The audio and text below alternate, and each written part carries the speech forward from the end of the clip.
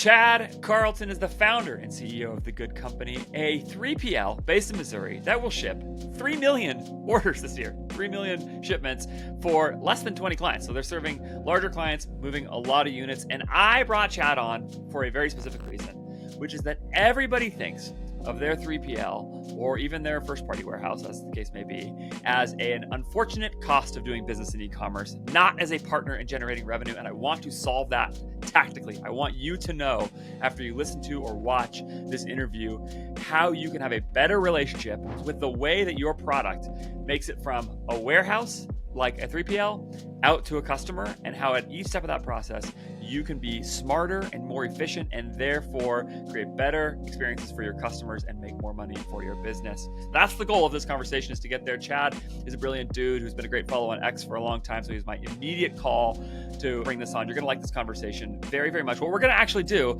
is we're going to follow a product from the moment it gets to the 3PL to the moment it gets to your customer. We're going to look at everything that happens in that journey, and we're going to say, what can you do to make money here? I will not delay it anymore. Let's get into it with Chad Carlton from The Good Company. I've never had a conversation like this one, Chad, on this show. I've done a lot of episodes of this show. I've done a lot of solo episodes, a lot of interviews. I've never done a 3PL focused conversation before. You are the first one of these. So thanks for coming and doing this and answering what will inevitably be stupid questions from me about this. So yeah, I'm grateful, man. Me too, man. Thanks for the invite. Yeah. Tell people about The Good Company so they understand your background with this and what you're doing, and then we'll get into it. I don't know anybody who set out in their life to start a 3PL. And I've met a lot of 3PL owners. When you were a little kid and your parents said, "What do you want to do when you grow up?" And you're like, "I want to start a 3PL." That's yeah. In hindsight, I'm having a lot of fun. I really, really like what we do here. That's good. That's good. I came from the retail side. I was the COO at a company called everythingkitchens.com. We grew that to just short of like 60 million, but we were drop shipping in like 2001. So we were pre-ecom infrastructure. We had a 50,000 foot facility just down the road and 15,000 SKUs, a couple hundred brands, a couple hundred employees. And it was challenging to do all of our own fulfillment, enough so that some of our manufacturers came to us and asked if we would do their direct to consumer shipping services. So a business was born. And then that was right in the middle of COVID. So we just turned it up to 11 and on hard mode and gave birth to The Good Company, which is based in the Ozarks. Now we're a 3PL for large brands who are doing some reasonably high volume in fulfillment. Less is more for us. So it's kind of fewer, deeper relationships. You could say we're a little bit picky, but I find myself pretty well networked in the industry. So if it's not a fit for us, I probably know who it is. And I like playing in the data. So lots of exposure there.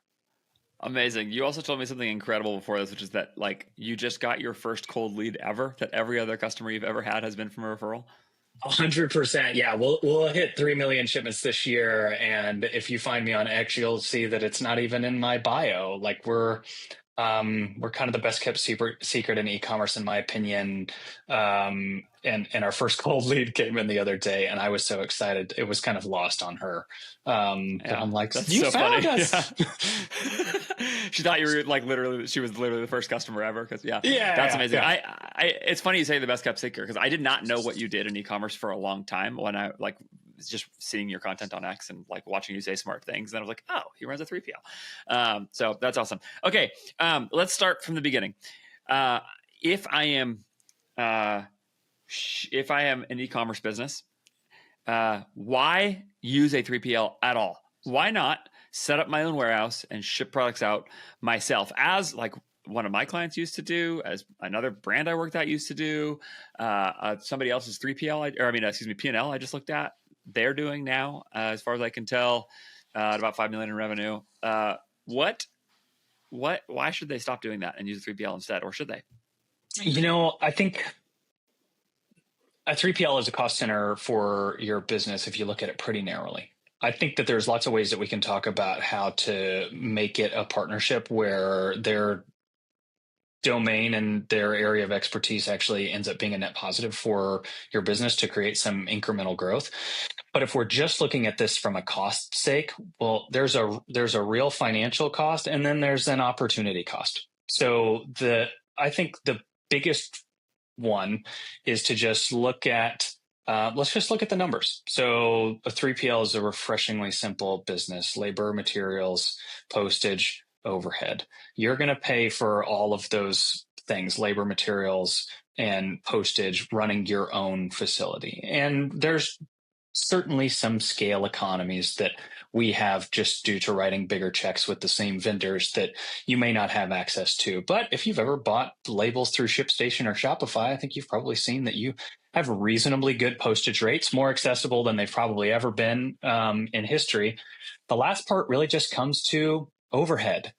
Well, there's a cost to scaling, and the steps from 0 to 1, 1 to 2 million, 2 to 10, 10 to 50. These are huge operational leaps, which hurt your bottom line significantly to accommodate this amount of infrastructure that you need to take care of your overhead. And I think that's where a 3PL will ultimately save you some money. If we're just talking about hard dollars, this is a big operational side quest for anybody. And it's also got some fixed overhead. So let's say that you're in a reasonably affluent area and your first warehouse is going to cost you $5,000 a month. Well, if you're at 5,000 orders a month, well, then you're at $1 per order.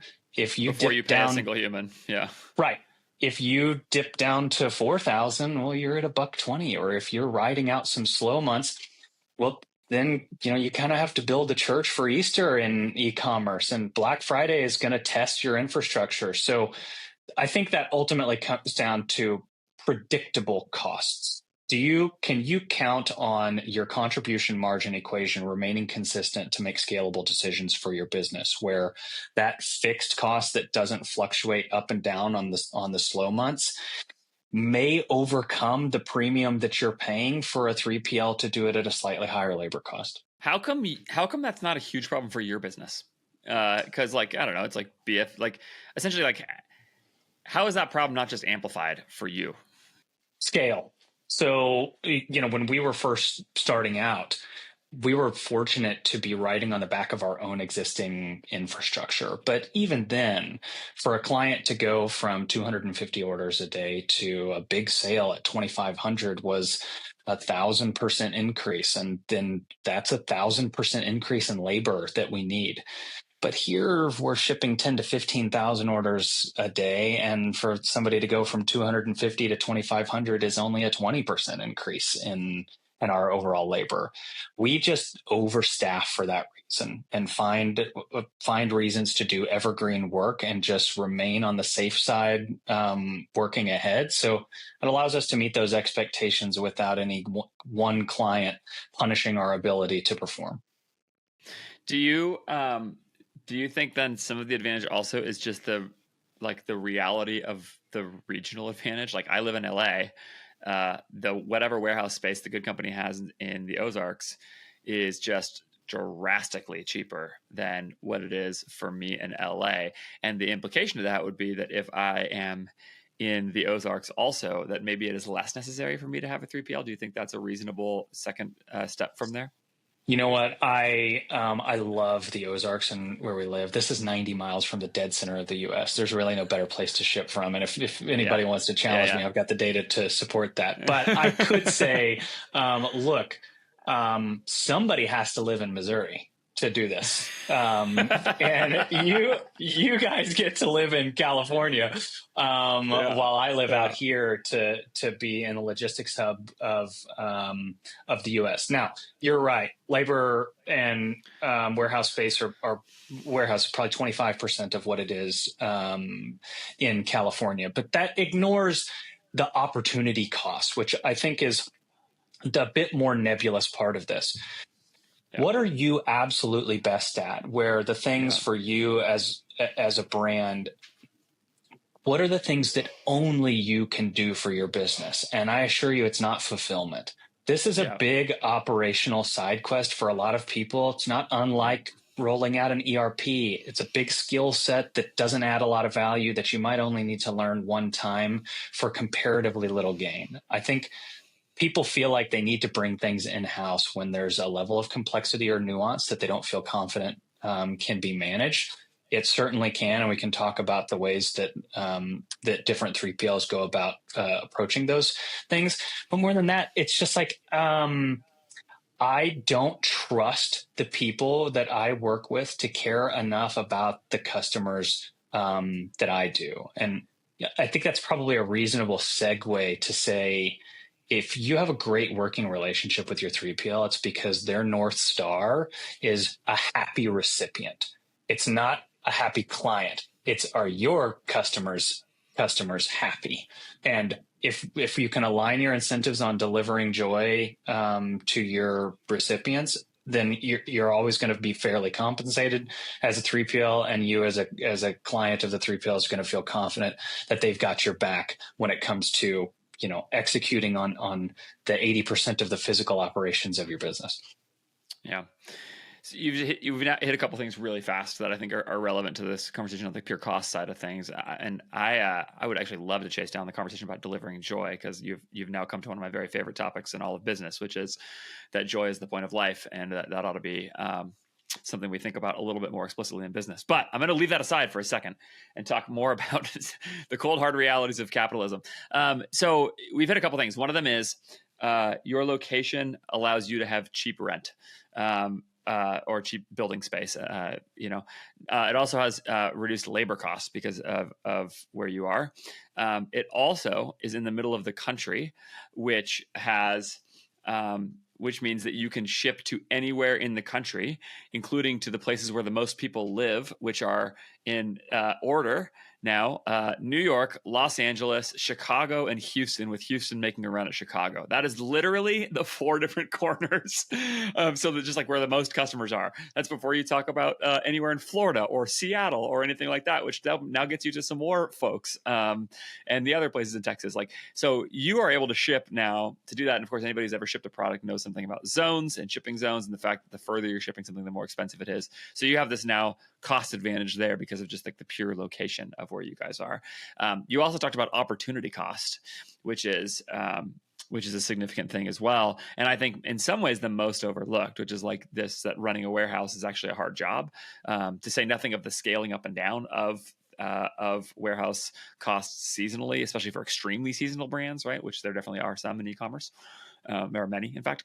And so all of those represent the pure like cost side of things. When I put all those things together, do you think it is fair to say that on average, generally speaking, going from a 1PL to a 3PL is very likely to save most brands money? Yes, absolutely. Yeah. There's probably, there's probably a sweet spot. And in fact, if you are sub 500 or 1,000 orders a month, I would encourage you to do it yourself, not just because of the cost savings, but you're forming a certain emotional relationship with your fulfillment and understanding firsthand what you should be expecting out of your 3PL. Then, I don't know, there's probably somewhere close to 9 figures where the economics of it start to make sense for you to bring it in-house. But we work with several 9-figure companies who still think it's worth using a 3PL. So, of course, and they feel confident that they're saving money by not having to endure this big distraction. If you know anything about an e-commerce business, you probably know that having lower priced cost of goods, better terms, lower MOQs, and faster delivery times can revolutionize, and I don't use that word lightly, can revolutionize the way your business operates.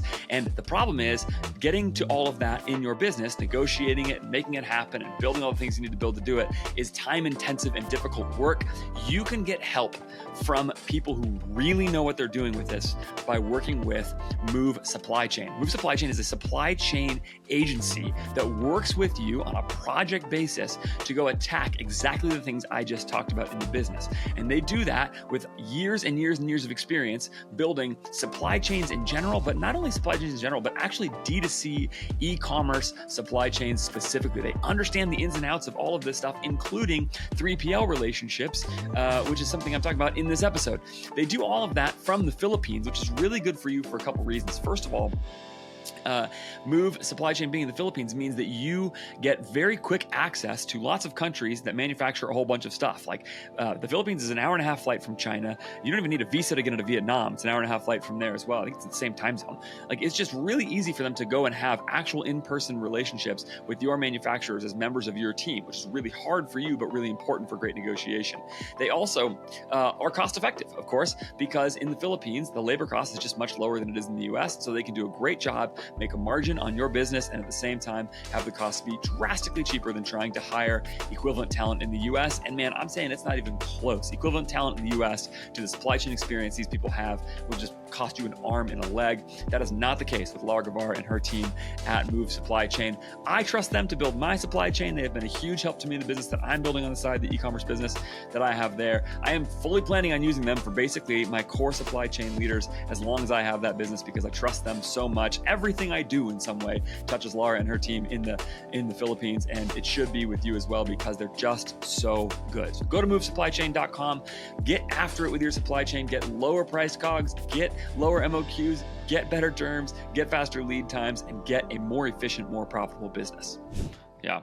Okay. That's good on that subject. Thank you. I think that's totally right. I think it's a real issue for a lot of brands, and that as you grow, you should be thinking about that. Now let's play the game that we talked about playing in the beginning of this conversation, and that is let's follow a product from the moment it gets to. This is your idea, so you get the credit for it. And I love this way of framing this conversation. From the moment it gets to the good company's warehouse to the moment it gets to the door of the customer. And one thing I want to say in framing this conversation is that is fundamental to e-commerce. And it's actually, in some ways, it's so obvious to e-commerce that I think it's pretty overlooked by a lot of people. That part of the thing that e-commerce is shipping individual products to individual people's doors. And so understanding the details of how you go from a pallet to individuals is really, really significant in terms of thinking through the whole dynamic of the business and the whole thing that makes good e-commerce businesses good. In fact, I think in some ways. So start from where the product gets to your warehouse. All right. What do we want to say? Because what I really want to do is think about how brands can work with 3PLs to be as efficient as possible, make it a great experience, save money where they can, all those things.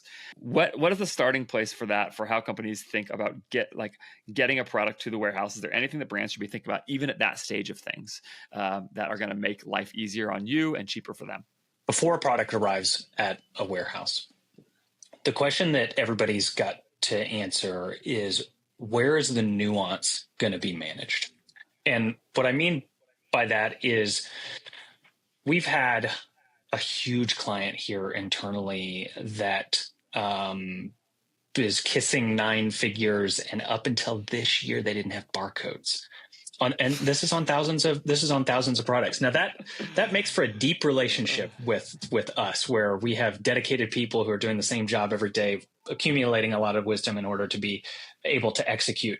But if that nuance was managed up the stream quite a ways, it would dramatically simplify our role in the process. It would definitely make it more efficient, and it would certainly open themselves up to a greater degree of opportunity to roll out a traditional competitive process when you're considering a new 3PL.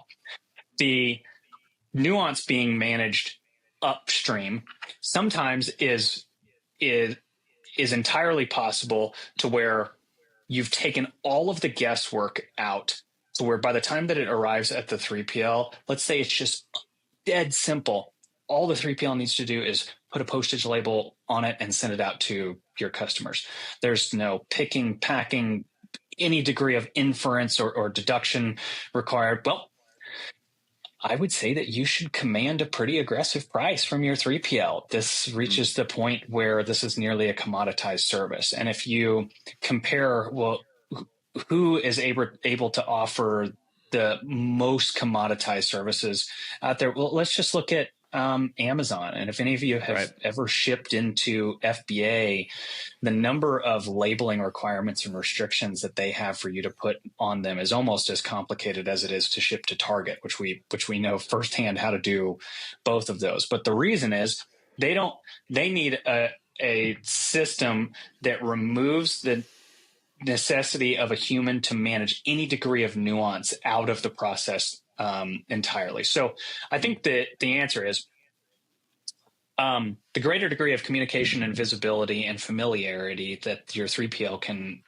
develop with your inbound supply chain, all the way from the point of origin to providing incremental updates as it arrives to the facility, to making and setting a dock appointment so that they have the resources available to quickly ingest your product, and then over labeling it to the point where just here's some decent examples. It's great to have all of the information that you can possibly get on the outside of the box, but if we're creating some trail of breadcrumbs, well, I need to know what's on the entire shipment. It'd be great to know what's on each individual pallet. It would be great to know what's in each box.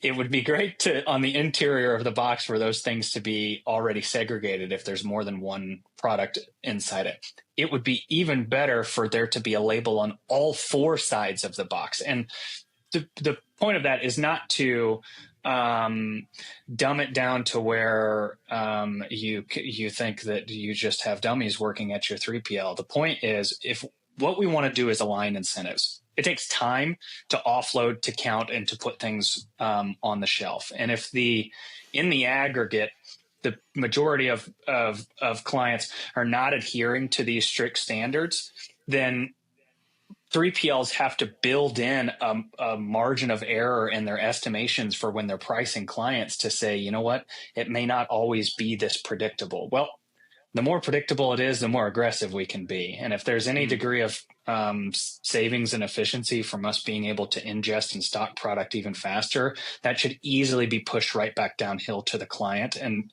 so it's good for both of us. It's good for everybody's pocketbooks.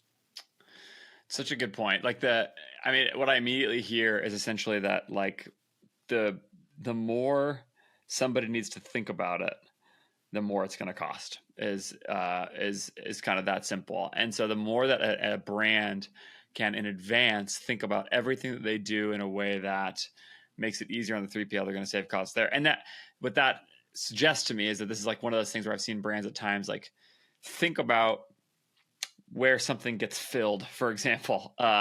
And I've seen them do or like pre-kitting or something like that, something like where a manufacturer's kitting, pre-kitting certain bundles or products or whatever it is, versus having to have your 3PL go pick individual bundles, where each pick is another cost. And the trade-off of those things, which is like, okay, well, now you create forecasting risk if you're pre-kitting, because, it's a little bit harder. You're a little more flexible so then there's a question of like cost, and, if you're working with someone where the labor cost isn't too high at the 3PL side. So yeah, it's a really interesting trade-off to think about. Of course, the more customization you need, obviously that's going to be a sort of a separate line item cost for 3PLs. But yeah, just sort of thinking in those terms ahead of time is the more we can make this standardized, the easier it can be for us to get a great price with our 3PL. Strikes me as a really helpful guiding principle for this that I think probably people haven't considered enough, So yeah. I think it's a collaborative conversation. Sure. Because we've had a lot of brands. Kitting is a great example. We've had a lot of brands who are having us manage that degree of nuance so that they can have the maximum flexibility in their go-to-market, where they're changing bundles constantly. Well, you may reach a threshold that pre-kitting some of these products to just have things ready to be able to work ahead is the right idea. Or maybe the business evolves and you say up the chain, hey, look, I think that you should look at your cost origins and save the money on this portion of the product and have us do it on the rest of it. But the point is, if it's easier for us, the margin should improve for us. And as long as, I think that this industry, I learned by jumping into the industry that it has a bit of a PR problem. I think that there's some inherent distrust in the way that clients and 3PLs interact. And I think most of that is born from a lack of transparency or a misalignment of incentives. If you can have a candid, fluid conversation with your clients about, hey, here is what is good for us, and here's where it generally aligns with what's good for you, you're saving us money, we can save you money. What easier way to get the sort of collaboration that you need ahead of the supply chain? Yeah, I think you're right about that PR problem, which is interesting. What about after that? So you've got a product in the warehouse. Anything else that we need to hit sort of before the product ever gets there that does that before we go to what comes next? No? Okay. So what next? What's the actual next part of that process from your guys' side of things, and how do we? Let's just follow it through. Yeah. It arrives. It's well organized. We've counted it and checked it in and communicated that back, and we've resolved any discrepancies. And now it's going to go find its way to a shelf. The next time it's going to get interacted with is probably when it's either replenished into some pickable inventory or the case is popped open and we've picked it for an order. What another critically important thing, make sure that the interior contents are the right quantities. It may seem like having us break open cases and count every individual unit is a huge waste of time, but we're talking about disappointed recipients when we find out that the product is out of stock or it's been mislabeled. That's pressure that you can put on your suppliers to get things accurate and not make any sort of estimation. The next time it might be interacted with is when we're cycle counting it. If you are going to a 3PL and they're saying, hey, we want to charge you for an annual or a biannual inventory count, and you're like, nah, I'll just save the money. Well, you're not going to save the money. You're going to create disappointment when your inventory is inevitably inaccurate. And why is that? Well, I looked at the number of inventory touches that we had over like a 1 month period in this facility, and it was something like 7 million units touched. That is okay, so what if a human or a piece of software or whatever makes a mistake just 1 in 10,000 times? That's 99.99% accuracy. Well, that's still an enormous number of problems that need to be resolved. And the answer to that is routinely counting inventory. It's the solution, and it's the problem, because people make mistakes when they count inventory. The point is to just constantly check your work. If you're working with the 3PL, spend the money to make sure that they are counting inventory. This is a mutual accountability exercise that's going to head off problems before they show themselves at the worst times, which is generally during peak sales periods. Then, when's the next time that inventory is going to get interacted with? Is when it's picked and it's ultimately shipped. If you are trying to operate a business efficiently, you should be doing it with my friends at INTELLIGEMS. INTELLIGEMS is the CRO software of record in e-commerce for brands that are serious about driving profit in their business. That's because they do the things that they help you test the things that are actual profit needle movers, not just baseline design and copy kind of stuff that traditional CRO testing is way too interested in. Instead, INTELLIGEMS can be added to your site very, very quickly without the help of a developer. They'll onboard you, hold your hand. It's really quick and easy. I am not technical, and it was no problem for me with businesses that I've worked on. And INTELLIGEMS will get plugged in and then help you test things like the actual price of your products, which is like a major. I bet you made your decision about how to price your products almost out of thin air. I bet you thought about it very, very little. Well, you should not think about it very little. You should test carefully how price generates profit in your business. Then you should keep testing it. What about your site-wide offers, like 10% off for new customers? Is that just cannibalizing new customer revenue you already would have had, or is it actually generating additional revenue? Should it go up? Should it go down? Should you eliminate it? Should you do a stacked offer that goes up to 30% off? You don't have to guess. You should learn the answer to that by testing it with really good software that will show you not just the level of revenue or conversion rate, but actual profit, because it ties into your COGS data on your Shopify site and spits out for you a profit per visitor based off the tests that you're running. You can do the same things with free shipping thresholds, with shipping costs, all these things that people make decisions about with very little thought, but have a major impact on conversion. You can test them and do that. And of course, all the other basic CRO testing that you might want to do along the way as well. Go to intelligems.io, use the code FARRIS20, F-A-R-I-S 20. Go to intelligems.io, FARRIS20 to get 20% off your first 3 months of INTELLIGEMS. I love INTELLIGEMS. I'm happy to recommend them. My clients use INTELLIGEMS. You should too. Intelligems.io. What we want to I think there's a handful of really important things to talk about in the way that pricing is done with. Before we go there, I have a question about sort of how inventory is stored, and maybe you're going to get there in a second. I heard somebody recently tell me that one thing you can work with some 3PLs with at least is essentially like how you stack pallets in a warehouse, and essentially like how high you stack, and maybe some of that is related to actually your ordering strategy, how much product you keep on hand. This is sort of before any product gets picked and packed. It has to be stored in the warehouse, um, and so I'm just curious if you could talk a little bit about that before we talk about getting picked. I know sometimes there's storage fees for things being there for too long. As we're talking, I'm having a very there's no solutions, only trade-offs thing going through my head, because all of these things have trade-offs at the level of manufacturing and forecasting and all that kind of stuff. But talk about sort of storage and stacking and some of those kinds of elements and how that plays into this. I think it's a great segue.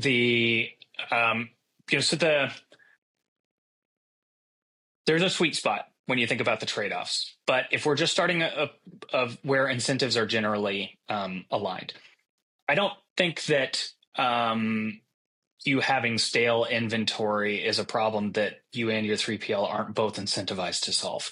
We're not in the storage business, we're in the fulfillment business, and you don't want to sit on product. You want it to sell. So I think everybody knows that long-term storage fees are really just meant there to be the necessary shove that we both want to say, hey, let's get this overstock inventory addressed. I don't generally like the negative sanctions. Rather, that we look towards things that are positive.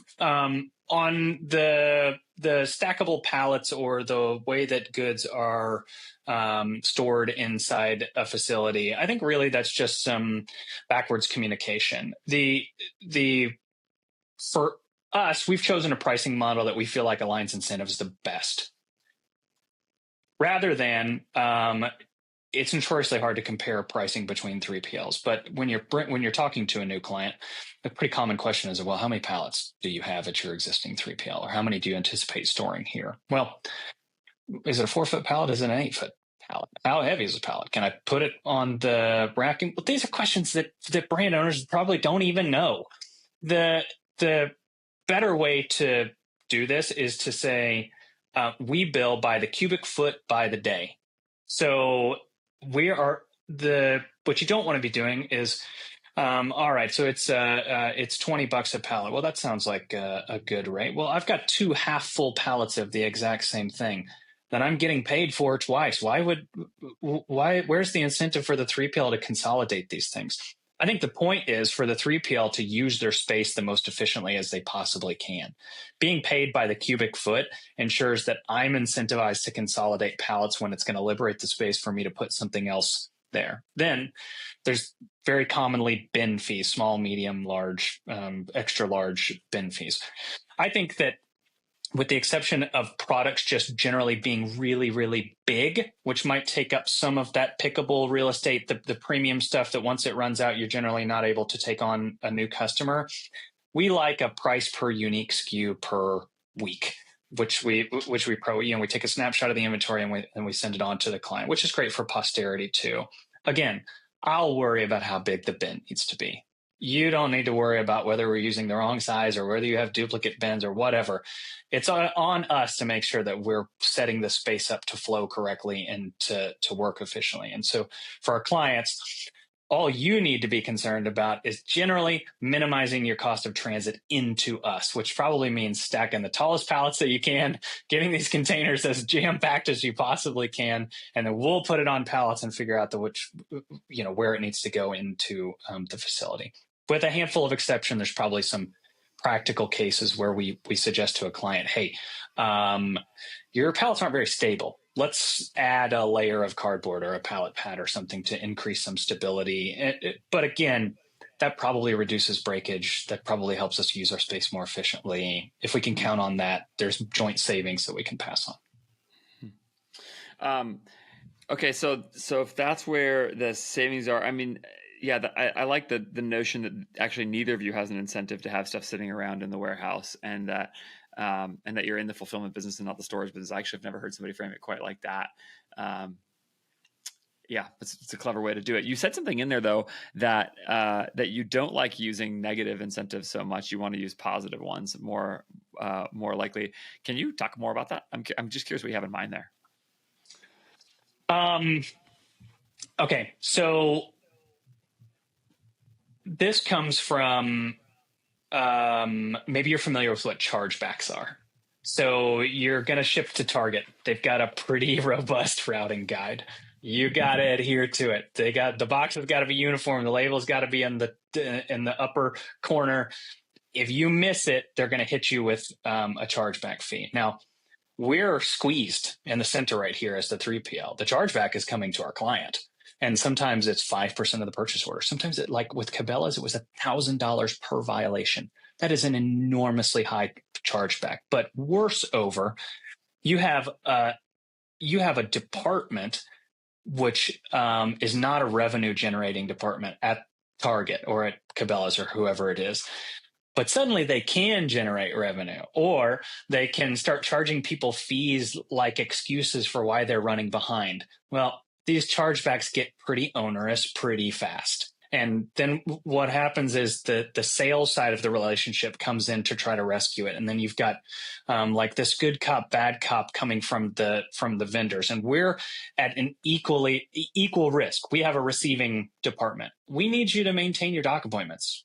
Why? So that we can meet your expectations. We need you to label these things properly so that we can get it in stock and sellable faster, and we don't accidentally receive the wrong product. But what's challenging to do is to go back and say, well, that'll be a $500 fee that we're going to have to charge you for receiving. So what we do generally instead is we just set things to the side. Let's use you missed your doc appointment or things were really inaccurate. Well, I got to stop counting with my thumb. What we would rather do is say, look, we're going to get it done as fast as we possibly can. But if you would like to get it done faster, we can charge a rush fee to get through this problem a little bit quicker. But you may decide, you know what? That's not that important to me for this shipment. I can afford to wait the 2 days. Then all of a sudden it's not a terrible sanction. Or maybe we charge it and then it's kind of, as a service provider, maybe you've seen that you get a really good relationship with a client and you start doing them lots of favors. And then over time, those favors become expectations and they don't feel much like favors anymore. But then you reach some intersection and you're like, do you know how often I do things for you that I don't charge you for? Well, we like to go ahead and put those on an invoice, but then discount them to $0. Just as a reminder to everybody, this is a we're great scratching your back. Yeah, this is a great practice. I think more vendors should do this sort of thing, just to say this is what it is. And I think part of this is like a cultural expectation where it's like, we're all friends here. Come on, we're helping each other out. It's like if people are not trying to take advantage of each other, really, it's just they just don't understand how service provider businesses work. And so it makes perfect sense. I like that a lot. That's a good way of doing it. That's a perfect example of that positive versus negative incentive where you're going like, hey, just so you see what's happening here. Like this is something we did for you, Okay. So let's talk about picking and packing and that sort of thing. So that's what's the next thing that happens and how can brands think carefully about how they interact with 3PL in a way to make the picking and packing of products into a better experience and more efficient experience. Pick, pack, and postage. These are the biggest cost centers on an invoice. On the practical side, look, well-documented, well-organized product that doesn't require a lot of manipulation or difficulty in deciphering what it is that you're looking at is a good idea. Legible barcodes. If they're not legible, paying the 3PL to redo the barcodes. That's ultimately going to prevent them packing the wrong thing. And then you got a frustrated customer and you've paid postage twice and you've got inventory inaccurate. It's a really low lift, even if it's 20 cents a label, to just go ahead and do it the right way to make sure that you have that degree of posterity. But then I think what's more important is to look at the pricing structure of the way that a lot of 3PLs do things. There's definitely a spectrum of complexity. What you don't want to do is be so unbelievably complex in your pricing structure that you feel like you're getting nickel and dimed for every little thing. That makes it notoriously hard to estimate what your cost would be going to a new provider. And it kind of makes it seem like they were dishonest about where the cost centers really were. And here's all of this extra value stuff that they claim was critical that they started charging you. But then on the other side, there's a way oversimplification. And at the worst practice that I see is an all-in pick, pack, and postage fee. Here's why this doesn't align incentives very well. Well, or even if we just look at let's just look at fulfillment first. They're like the first 5 picks free. Well, that's not similar economics between anything. If it's still refreshingly simple to say, okay, well, they have to go to an aisle to get the product. How many unique products bins do they have to visit? And then the least time consuming is probably grabbing more than one of the same thing that resides right in front of it. So what I like to see is an order fee to cover the round trip, a unique SKU fee to cover the unique bin that they have to go to decipher that they're grabbing the correct thing, and then go and visit your next bin, and then a considerably reduced additional unit fee. This is the way that lets your go-to-market change without your 3PL suddenly ending up in a loss and saying, you know what, well, this was the composition of your business. It was 2 unique SKUs and 4 units on average, but now it's 4 unique SKUs and 4 units, and we're half as efficient on part of this journey. Because once you start losing money for your provider, you're going to be naturally deprioritized. And sometimes that stuff is just not as obvious as it needed to be. And so instead of an oversimplified rate card like all-in pick-pack pricing, or even worse, all-in pick-pack and postage pricing, I recommend a slightly more optimized model. You should expect to see on your invoice of charge for the labor, that's the fulfillment fee. Materials, if you're using them, they should not be a significant revenue center or profit center for your 3PL. A standard cost plus model on anything that you would be able to go get yourselves. Postage, which we'll get to in just a second, and then storage. Outside of that, if there's what we see a lot is an hourly charge a lot from like a value added services for all of this different nuance management.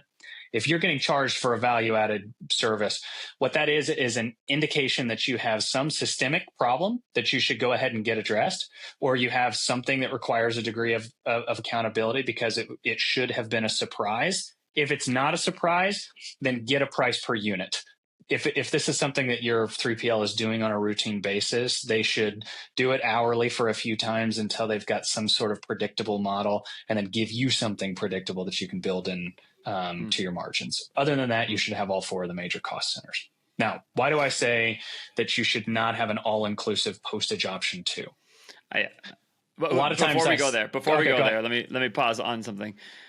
So I've seen plenty of 3PLs price with the sort of the first 2-3 picks are free or whatever it is. And that seems really appealing at first, but I think what you're saying, you've focused on this conversation on aligning incentives, and what you're saying here makes sense to me, which is that there's a sort of a baseline labor cost the moment that somebody has to fulfill an order that just is applied to every order.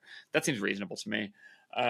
But that then the most expensive thing next, I mean, what a 3PL is fundamentally is a building and people where the costs go up, the more stuff there is to do, right? So if you can if you can make the cost on the 3PL's bill reflect that, then it seems to me that would align incentives really, really nicely. And so, like your distinction between basically picking 1 SKU twice versus picking 2 SKUs is actually a real difference in time. Somebody has to go find each SKU and whatever, and so that makes sense to me a lot. Do you think there's any savings here? I could think of a brand that I work with that will have like 10 SKUs per order or something, or excuse me, 10 SKUs, 10 units, both, high SKU, high unit count per order. Is there some point at which that flips a little bit to where like if each order, like are picks 8, 9, and 10 cheaper than picks 2, 3, and 4 for you guys? Should there be like a declining cost center for each pick, or is that just like too detailed? Like, no, I don't think that it's necessarily too detailed. The time savings that's going to come from reaching the upper end of additional picks is, well, how condensed can you store that inventory? We're talking about the steps between each individual unit is really what we're measuring. If there's a high density, then I think that you should pass that on. But if you're a shoe brand, and no matter what you do, it is spread out really, really far. So the best thing that we did in this case, high SKU apparel brand, we analyzed all of their data and we found that 87% of orders were within one size of each other. So we put all the extra smalls, all the mediums, all the larges for that exact reason, because it was the highest likelihood that we could pick a complete order within the shortest period rather than just distributing everything or organizing all the same colorway and style by all of the different sizes adjacent to each other. That's a practical question that you need to ask your 3PL is like, hey, how bespoke are you willing to set this fulfillment operation up? And most people don't have 8 to 10 unique units per order. A lot of times we see, especially in soft goods, like here's a really practical example. Here is one unique SKU, socks, that we sell pretty consistently in a 3 or a 6 pack. Well, why don't you have your manufacturer start packing them in sets of 3? So that's one visit, that's one thing to grab. We're talking about, hey man, I want my 3PL to charge me $1 per order. Well, it costs like 40 cents a minute for a human to do anything. So at this point, we're talking about seconds at a time.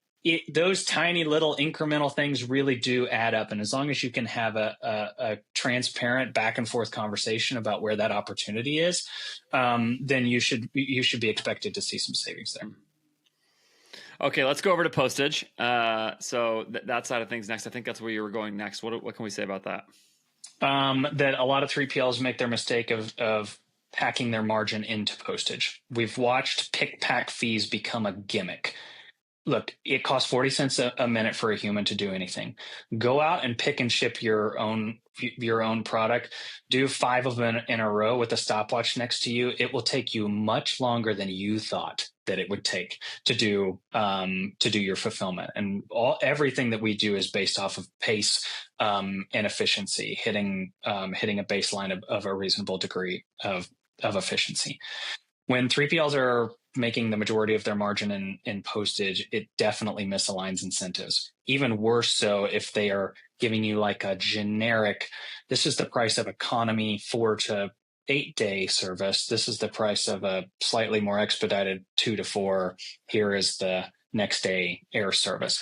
Why does this not work? Because the less transparent that it is, the more incentivized the 3PL is to use the absolute cheapest, translate crappiest option to get your product from A to B. Just as in the 3PL service, the faster that the product needs to go there, the less optimized that they're going to be able to be in the route that it gets there. So when you dramatically oversimplify, the 3PL is just going to choose an option that does not reflect meeting the best expectations to your customer. So my recommendation would be a cost plus model on postage, that you're not afraid to pay a reasonable margin to your 3PL. For cheaper services, that should be a little bit higher, maybe even more than 10%. The reason is, you can have fast good, and cheap, but you can only pick two. And that definitely applies to postage. And if it's going to be reasonably fast and cheap, then the reliability of delivery, the accuracy of your invoices is probably going to have the highest margin of error. And they have something to cover there. And finally, there's a lot of risk as a 3PL in postage. I mean, when it could be 70 or 80% of an invoice and it's essentially a pass-through cost for the 3PL, they are carrying a heavy amount of cash flow to support something that you theoretically collected in the cart already when you charge postage. So I think that there's, as long as it's pretty transparent, that the markup is pretty close to consistent across all of the carriers, and they're going to let you choose what's the relationship between fast, good, and cheap that you prefer to send to, then we will rate shop amongst these carriers and choose the option that meets those expectations for you with some degree of ambivalence between which one that you've chosen.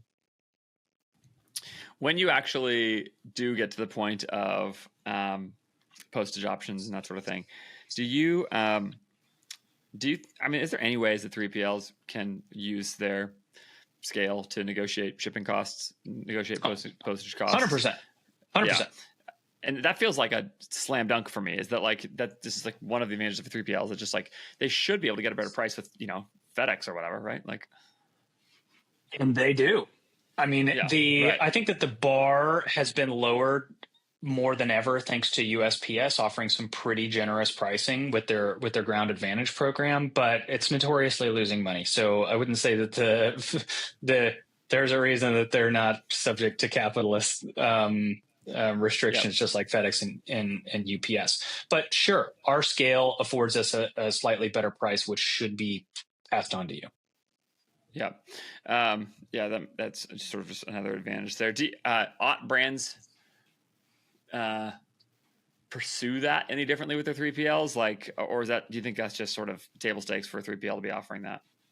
I would say with just a handful of exceptions, you should be getting a price from your 3PL as good as you're able to get yourself. They already manage these carrier relationships. And if you're getting as good of a price as you could acquire, that you shouldn't be too fussy about what it is that you're paying. The foremost, there should just be some transparency there. Yeah. What about savings by going, I don't know if you guys have multiple warehouses, but by going towards just like adding warehouses, what's the trade-off there with essentially bi-coastal fulfillment or tri-coastal, or, it's just sort of like spreading your product out between multiple warehouses and saving on how many zones you get to versus shipping from Missouri and just saying, we're just not going to ship further than zone 4 or whatever, What's the trade-off there? Our average zone distribution is just under 4.97 or something like that. That's about the best that you can get in the country. Only 0.5% of the whole nation is in a zone 8 for us. There's an advertisement for shipping out of Missouri. And I've got a pretty strong, sometimes seen as contrarian opinion about this. Don't let it be overly biased that we are based in the Midwest. But if you are going to choose, almost nobody needs dual distribution, and there's exceptions which we will get into. If you're going to have one warehouse, don't put it on the West Coast. That's the worst place to be. You're going to pay about 15% more in postage just for the zone cost. I've got the data if anybody wants to tweet at me about this. If you're going to have the second best would be the East Coast. It's much better for time in transit, but it still isolates a meaningful portion of the country, about 22% of recipients that are on the West Coast that are now getting your economy shipment in 5 or 6 days. The Midwest, we're 2.7 days coast to coast, and that's almost dead equal on both sides. The average zone distribution for us is better than Memphis, which is where FedEx is headquartered. It's better than Hebron, Kentucky, which is better where UPS is headquartered. The postage savings for you as a brand of going bi-coastal versus just in the Midwest is going to be sub 4% until you crest 10 pounds per shipment. And even at that point, you're talking about the most I've ever seen it seen it save. And we were just doing this with a client who has on average 27-pound shipments. The most I ever saw was going to be 10%. And that means that you have to have perfect inventory distribution greater than 90% of the time. Otherwise, you are just eliminating your savings altogether. One really telling last little anecdote that I'll add to this. I look up to a great 3PL, which I won't mention their name because I'm telling something, some insider baseball for them. They've got more than 1 million square feet under their operation. They only have like 40 customers, which tells you that they are also dealing with really, really big clients. They had 5 warehouses perfectly distributed around the US and another one in Canada, and only 3 of their clients used more than 1 warehouse. That just tells you the cost of capital, the cost of inventory redistribution, the added complexity rarely equates to the postage savings. The only exceptions to that is if you have a very time-sensitive product where customers are looking for really, really quick turnaround. And my argument to that would be 2-day rates with FedEx right now are really, really aggressive. You probably fit in one of their if it fits, it ships programs to get things there in 2 days anyway.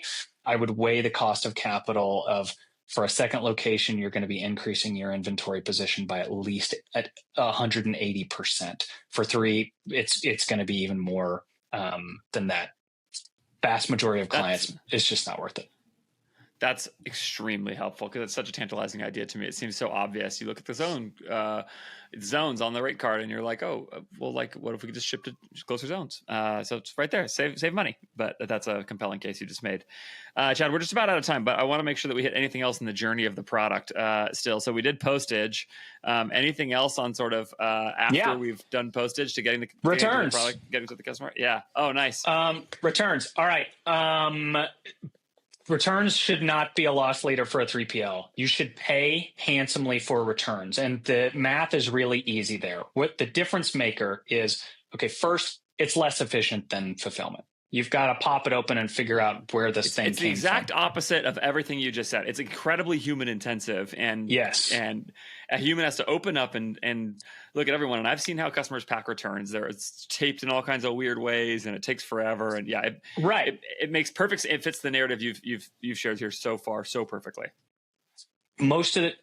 Look, what we're really focusing on here is, what's the ratio of returns that your 3PL can get back into sellable inventory?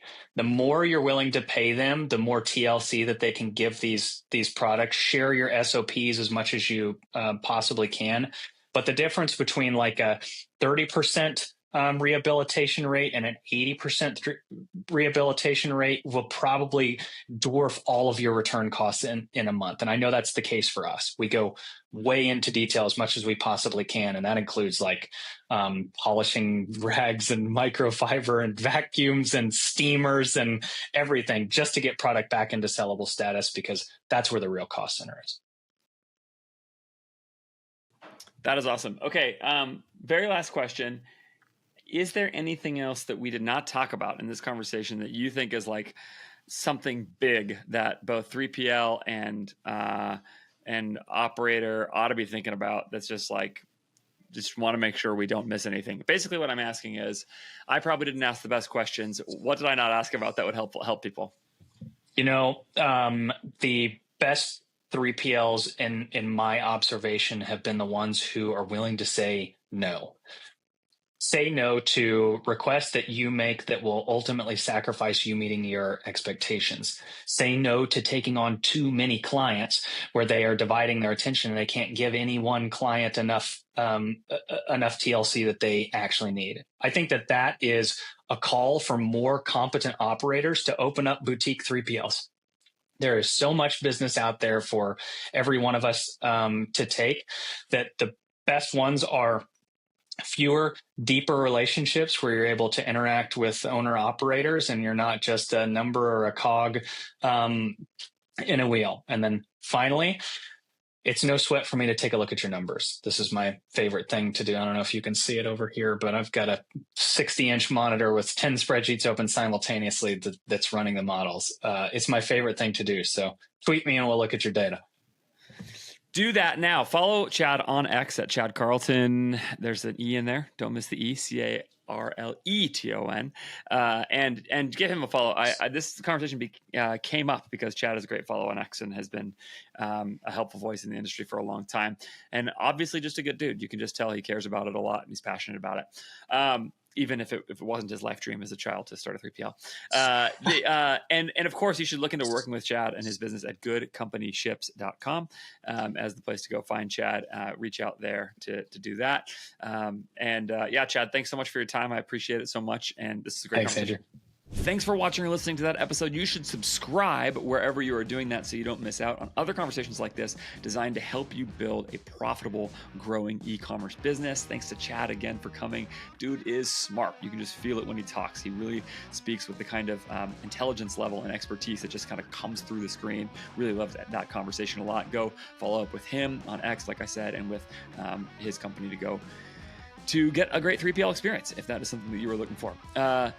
You should also do what? You should email me, podcast@ajfgrowth.com. I'd love to hear from you. You could also hit me up on X publicly at Andrew J. Ferris. And you should sign up for my newsletter at ajfgrowth.com. Just drop your email address in the pop-up or in the footer there.